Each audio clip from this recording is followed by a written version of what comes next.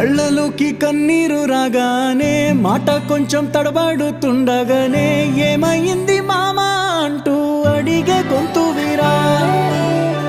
నీతో ఉంటే నవ్వుతూ ఉంటారా నువ్వుంటేనే మనమని అంటామురా కారణాలు దొరకవు నువ్వు దూరం పోవాలన్నా నీకు నాకు మధ్యలో దూరం రావాలన్నా